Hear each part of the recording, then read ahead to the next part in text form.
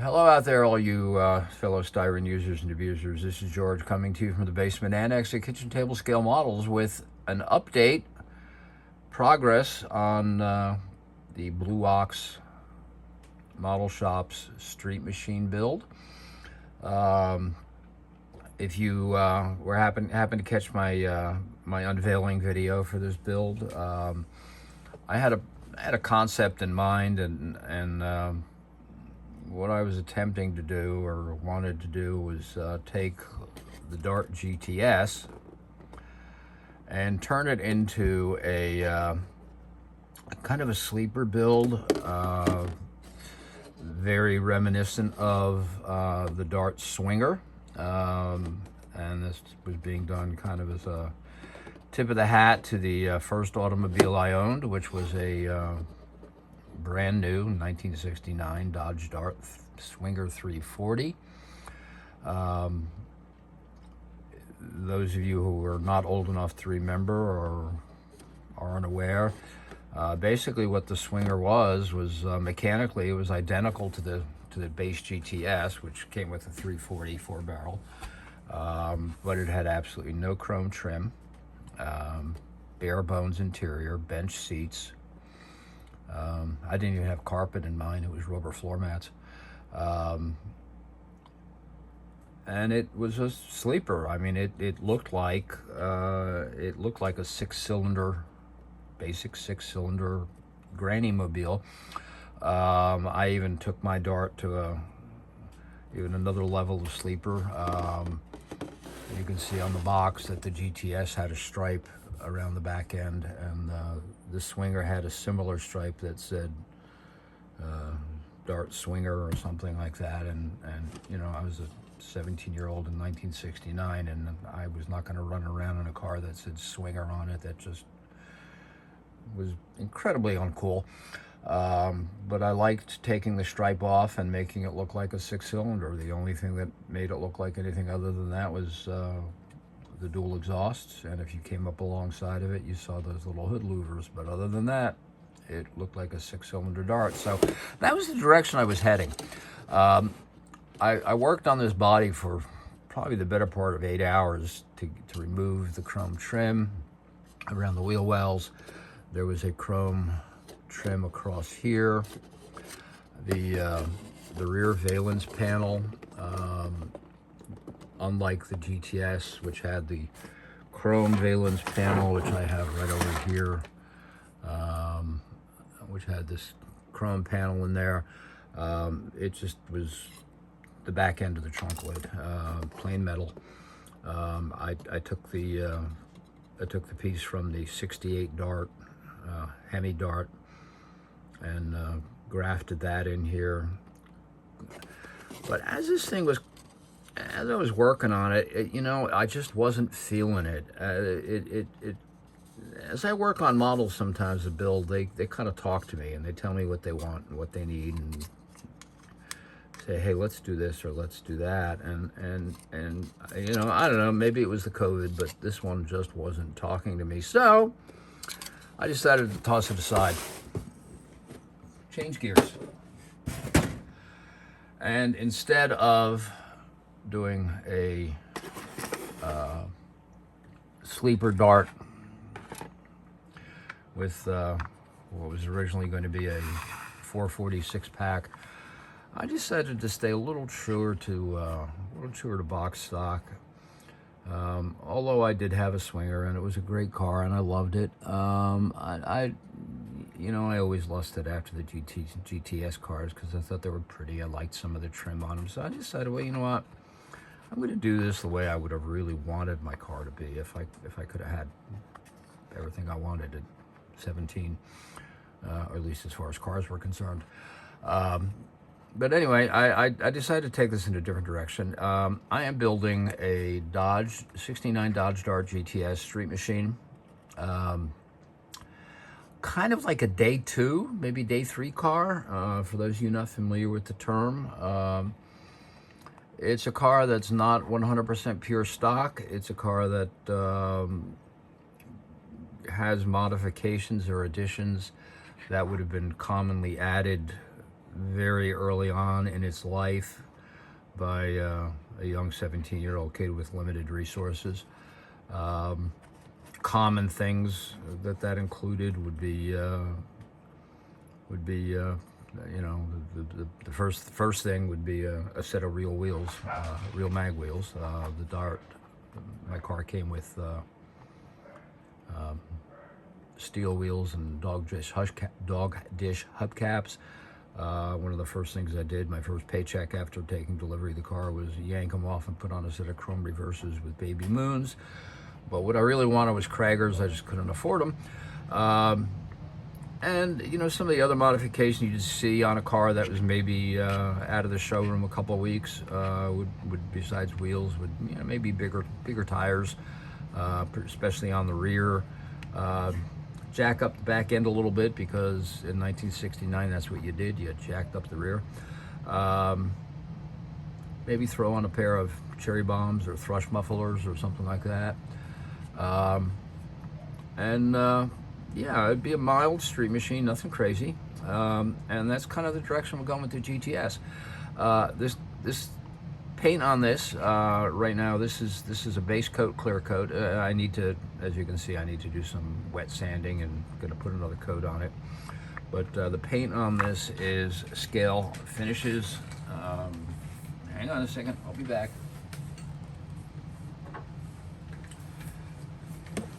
Paint on this is Scale Finishes Dodge B5 Bright Blue. It's a base coat, clear coat.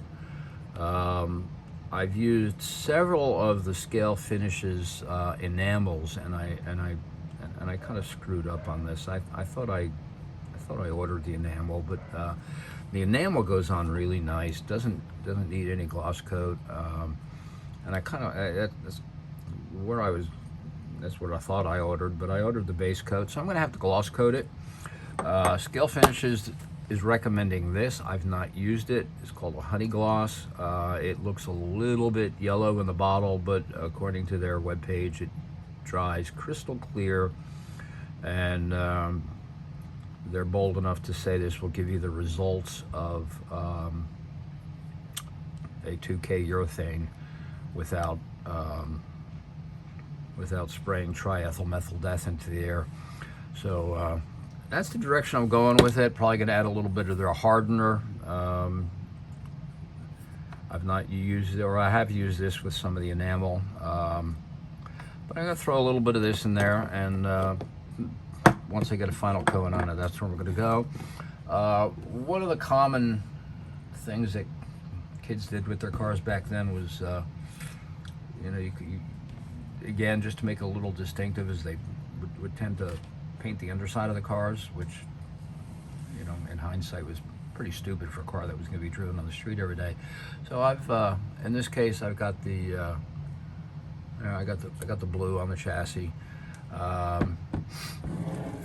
That's been done. Interior on this is going to be kind of an off-white.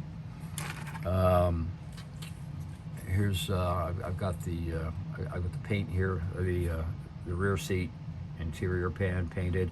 I'm going to mask that off and hit the carpet with a blue, and use plan is to put a little bit of embossing powder in there for the carpet. Paint on that seat is to me a LP39. It's called Racing White. It's really a nice color for white interiors. It's just a little bit, it's not a real stark white, it's just a little bit of an off-white. Kind of reminds me, I think, of the old Ford Wimbledon white color. I had actually ordered some engine paint, Hemi orange engine paint, which the 383s in 1969 were being painted in Hemi orange. But I got impatient and decided that this was close enough, and it really is. So I got some paint on the engine block, and got the transmission painted. Exhaust system, working on this. I've got the mufflers were painted with, actually both the mufflers and the pipes were painted with Mr. Color metal colors. The pipes are supposed to be stainless steel, and the mufflers are done in aluminum. I'm trying to get this to there. That's a nice shot. The aluminum paint, the finish on this is really nice, and I love the way the aluminum look. Unfortunately, you got to be really careful handling it. It's almost like dusty, and as I was taking the masking tape, I was getting it all over my fingers. So that's the rear end there, or the exhaust. I've got some other parts here. Let's move this out of the way. Interior panels are masked off. The lower part is the white, the upper part is body color. Both of those have been done. The other piece I've done, this is the K-Member. The instructions say to paint it, a semi-gloss black or a flat black. I used again the Mr. Color lacquer, semi-gloss black. This is the first time I used this product. I usually use the Tamiya semi-gloss blacks, but I really like this. This laid on very nicely. I'll be able to pick out some of the detail on there, the suspension parts, using some other color. One of the nice things about using a lacquer for stuff like this is that it leaves me wide open for choices as far as what to use for detail painting. I don't have to worry, am I going to be putting a lacquer on top of an enamel or an acrylic and creating a mess. And in this case, I'm not.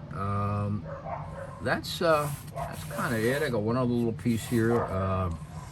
This is the, come on, focus, there we go. It's the beginning of the master cylinder.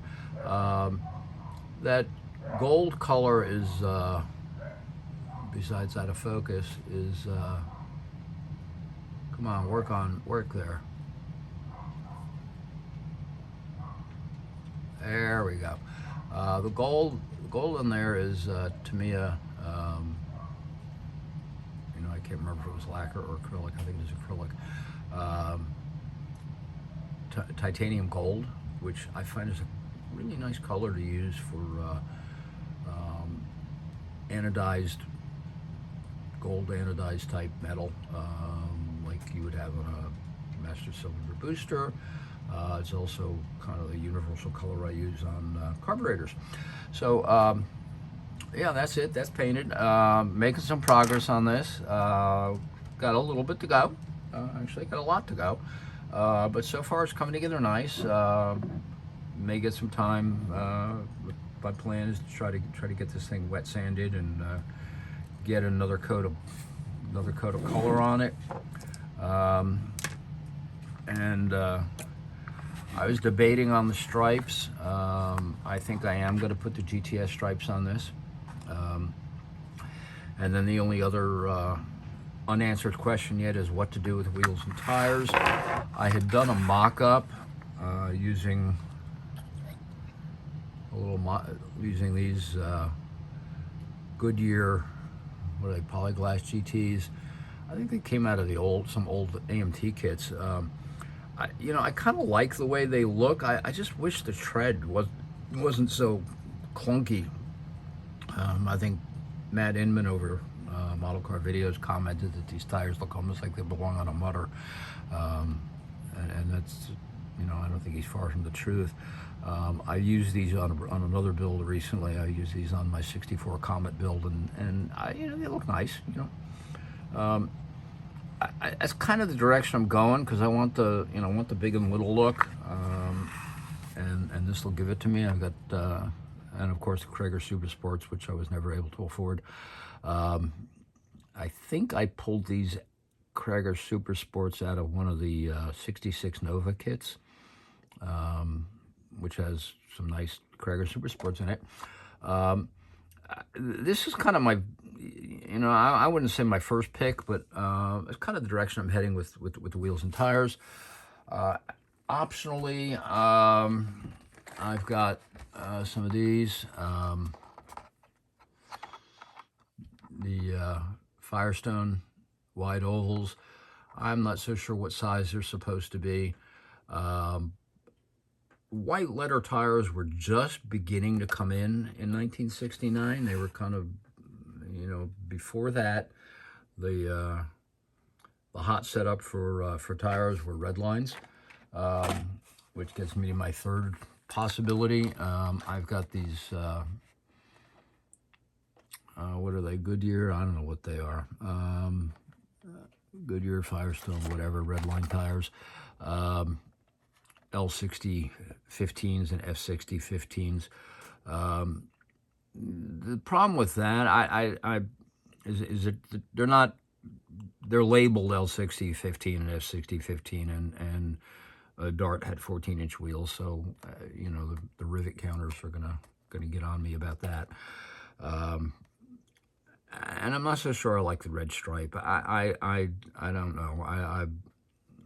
I'm kind of tossed up right now between the Firestone wide ovals, which would be kind of like a stock look, if I remember right. The factory tires on my Dart were Firestone wide ovals. They came with, I think they were Easy 70 14s, and I later replaced them with F70 14s all the way around, which was the biggest tire you could put underneath the Dart at that time, without jacking it up on the back end. But anyway, that's I kind of babbling off here, but so I still need to decide on the tires. Happy with the way it's coming together. I got a little bit of crud I got to deal with on the back deck lid. It got scratched with another piece that was in the dehydrator when I popped it in there, but I'm going to take this up, wet sand it, and then one of the nice things about Scale Finishes is, you can see that bottle's, is only half full. This is like the fourth build I've used Scale Finishes on, and one of the nice things about it is that they give you enough in a bottle, really, to do 2 cars. So I got enough to put some more color on this, and I think I'm going to do just that. That scratch on that back, I don't know what happened there. I think it scratched on another piece I had of the dehydrator when I was slipping it in. But excuse me, that's kind of where we're going with this Street Machine build. I want to thank Jason for sponsoring this. It's one of those builds that I've been wanting to do probably as long as the car came out, because I owned a 69 Dart, and his invitation to do this build was just the motivation I needed to say I'm going to build my Dart. So thank you all for watching. If you like this, please give me a thumbs up. If you don't like it, go ahead and give me a thumbs down. I'll survive. If you really like it a lot, please subscribe and check out some of my other videos. And yeah, keep on building.